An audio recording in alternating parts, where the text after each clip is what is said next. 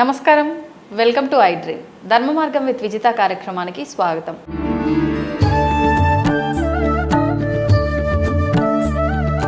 నమస్కారం అండి. శ్రీమాత్రే నమః. ఈ మధ్యకాలంలో మనం కొన్ని వింటూ ఉన్నాం. విశ్వానికి సంబంధించి మనం విశ్వంలో ఉన్నాము, విశ్వం మనకి ఎంతో ఇస్తుంది. మనం ఎవరైనా మనకి ఏదైనా ఇస్తే దాని విషయంలో మనం కృతజ్ఞతతో ఉండాలి అంటుంటారు. అదే విధంగా ఇప్పుడు విశ్వానికి మనం కృతజ్ఞత తెలియజేయాలి అని అంటే విశ్వానికి థ్యాంక్ యూ అని చెప్పాలి అని చెప్పి, అలా చెప్పటం వల్ల మన జీవితంలో అద్భుతాలు జరుగుతాయని చెప్పి వింటూ ఉన్నాం. ఇది వాస్తవం అంటారా? చాలా మంచి ప్రశ్న. నిజంగానే మంచిదేనండి. విశ్వానికి థ్యాంక్స్ చెప్పడం అనేది చాలా మంచిది. అయితే ఇక్కడ ఏంటంటే విశ్వం అంటే ఏంటో తెలుసుకొని చెప్పాలంటా నేను. విశ్వం అంటే ఏమిటి అంటే విష్ణు సహస్రనామంలో చాలా స్పష్టంగా ఉంది విశ్వం అంటే ఏమిటి. అర్థమైందమ్మా. అయితే ఇక్కడ ఏంటంటే నేనేం చెప్తానంటే ఫస్ట్ ఈ విశ్వంలో ఎవరెవరైతే ఉన్నారో వాళ్ళందరూ విశ్వంలోనే. నీ ఇంట్లో వాళ్ళు ఉన్నారు, వీళ్ళు కూడా విశ్వంలో ఉన్న వాళ్ళే. నీ ఇంటి పక్క వాళ్ళు ఉన్నారు, నీ కొలీగ్స్ ఉన్నారు, నువ్వు జాబ్ చేస్తున్న ప్రదేశంలో వాళ్ళు ఉన్నారు, నీ ఫ్రెండ్స్ బంధువర్గాలు ఉన్నారు, వీళ్ళందరూ విశ్వంలో పార్టే. కానీ ఇక్కడ ఒక చిన్న విషయం ఏంటంటే ఇంట్లో భార్య ఉంది, భార్య చక్కగా టైంకి టీ పెట్టిస్తుంది, టిఫిన్ చేసిస్తుంది.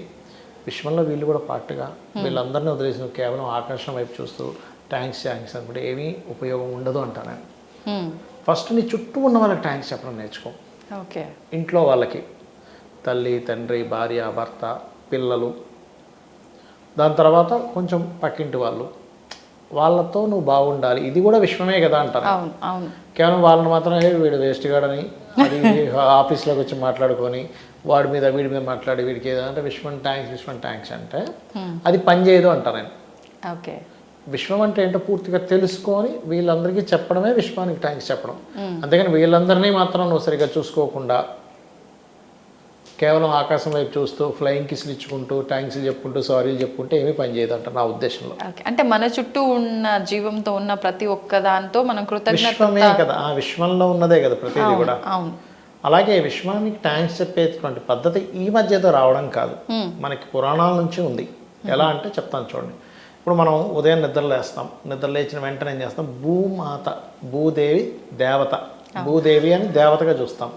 స్నానం చేసేటప్పుడు జలాన్ని తీసుకొని గంగే చ యమునే చ గోదావరియో అని చెప్పి గంగాదేవి, వరుణదేవుడు మనం ఒక మంత్రం చదివి స్నానం చేసుకుంటున్నాం.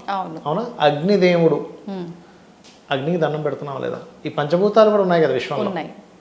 అగ్నిదేవుడు, భూదేవి, వాయుదేవుడు అంటున్నాం. వాయువుని అంటే ఏంటి, పంచభూతాలు మనకి ఇక్కడ కనెక్ట్ అవుతున్నాయి.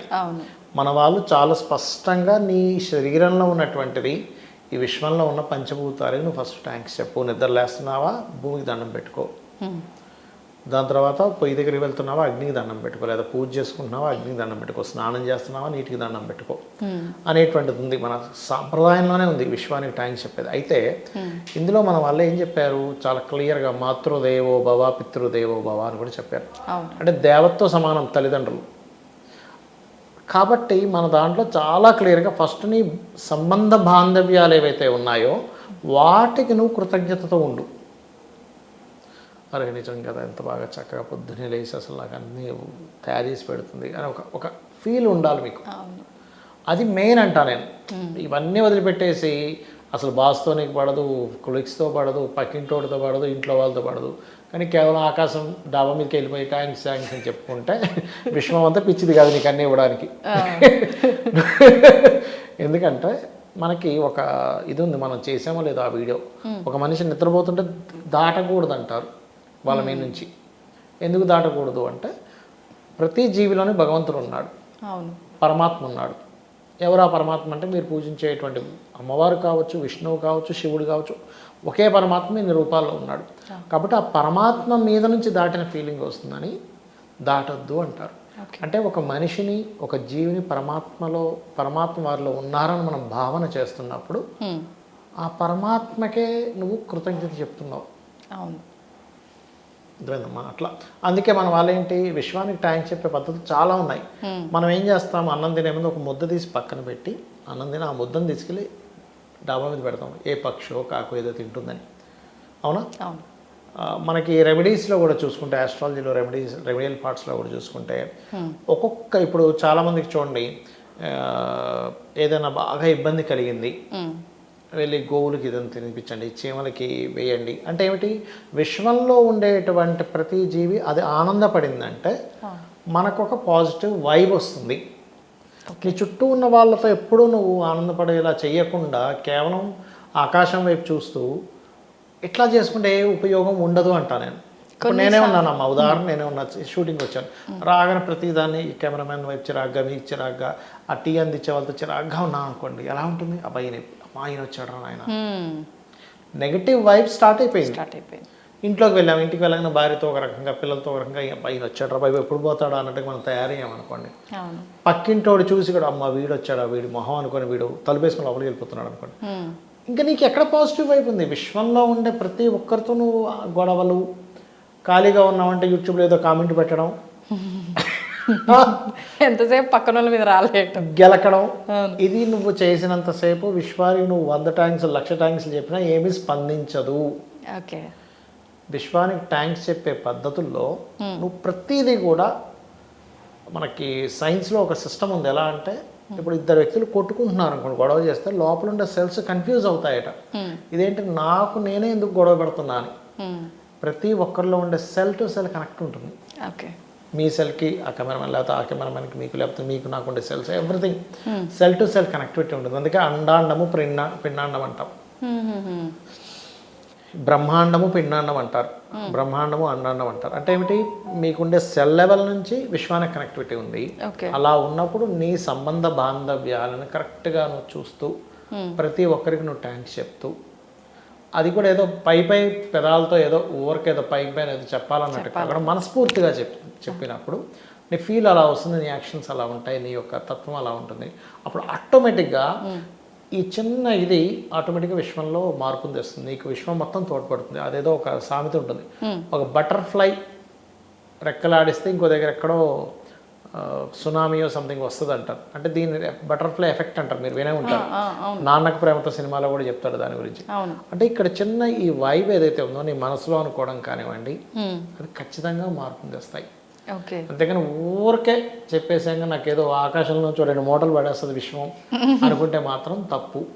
ఇప్పుడు కొన్నిసార్లు మీరు అన్నారు మన చుట్టూ ఉన్న బంధాలు బంధుత్వాల విషయంలో మొదటగా మనం కృతజ్ఞత తెలపాలి అని చెప్పి, కొంతమంది ఉంటారు అంటే చాలా ఎమోషన్స్ని బయట పెట్టలేకుండా ఉంటారు, చెప్పడానికి రాదు, చెప్పటం ఇష్టపడరు, కానీ లోపల ఓ నాకు ఇది పలానా చేసింది కదా అనే ఒక భావన ఉంటుంది. చెప్పకపోయినా పర్వాలేదు అంటారు అలా భావన ఉన్నప్పుడు? భావన ఉండడం చాలా మంచిది, నటించడం కంటే కూడా. భావన లేకపోతే నటిస్తారు, దానికంటే భావన ఉండడం చాలా మంచిది. కానీ నేనేమంటానంటే చెప్పాలంటాను. ఇప్పుడు మీరు చిన్న ఎగ్జాంపుల్ చెప్తాను చూడండి. చెప్పడం ముఖ్యము, ఎట్ ది సేమ్ టైం వాళ్ళకి మీరు ఏదైతే సహాయం చేయగలుగుతారో చేయడం చాలా ముఖ్యం. ఇప్పుడు తల్లి ఉంది ఉదాహరణకి, పిల్లలంటే నాకు చాలా ఇష్టం అండి, కానీ నేను ఏమీ వండి పెట్టను, నేను ఏమి చేయను, కానీ నాకు చాలా ఇష్టం అంటే ఎవరు ఒప్పుకుంటారు? తల్లి దాకేందుకు, తల్లి అలా అనదు, బిడ్డే ఉన్నాడు అనుకున్నాం, నాకు తల్లిదండ్రులు అంటే చాలా ఇష్టం అండి, కానీ నేను రూపాయి ఇవ్వ, వాళ్ళకి ఏం సాయం, కానీ నాకు ఇష్టం, నాకు చాలా ప్రేమ అండి, కానీ వాళ్ళకి ఏమి చేయాలంటే నీకు ఎందుకురా ఈ ప్రేమ, అంతే కదా. అలా ఏంటంటే ఒకటి ఎప్పుడు కూడా చాలామంది నన్ను అడుగుతుంటారు, ఏమంటే అసలు ఎట్లా బిహేవ్ చేయాలి మనిషితో మనిషి అని. నేను ఒకటే చెప్తా, నువ్వు ఒక మాట అవతల వాళ్ళని అనేటప్పుడు సేమ్ అదే మాట నిన్ను ఎవరైనా అంటుంటే నువ్వు ఎలా ఫీల్ అవుతావు ఒకసారి ఆలోచించు. ఆ ప్లేస్లో మనం ఉండాలి, మనం ఉండి ఈ మాట అంటే వాళ్ళు ఎలా రియాక్ట్ అవుతారు, నన్ను ఎవరైనా ఆ మాట అంటే నేను ఎలా రియాక్ట్ అవుతాను అనుకో ఒక్కసారి, వెంటనే నీకు అర్థమైపోద్ది ఓహో ఎలా అనాలి అనేది. అది కనుక మనం కొన్ని రోజులు ప్రాక్టీస్ చేయగలిగితే అసలు వండర్ఫుల్ అవుతాం మనం. అసలు నిజమండి మీరు చెప్పింది. ఈ ఆలోచన ప్రతి ఒక్కరిలో ఉంటే నిజంగా అసలు ఎలాంటి గొడవలు కొట్లాట్లు అసలు ఏమీ ఉండవు. నిజంగా చిన్న జీవితం అమ్మ మనది, అంతే. మహా అంటే 60, 70, 80, 120 మహా అంటే అంతకుమించి ఉండదు. దానికోసం మనం ఏమేమో చేసేసి నానా కుట్రలు కుతంత్రాలు చేసేసి అక్కడు పాడైపోతే అప్పుడు హ్యాపీ పండగ చేసుకుంటాడు అంతే. వీడు ఎదిగితే హ్యాపీ ఉంటుందో ఉండదో కానీ అక్కడు పోవాల్సిందే ఏ రకంగా అయినా. సంతోషం అండి, ధన్యవాదాలు. శ్రీమాత్రే నమః.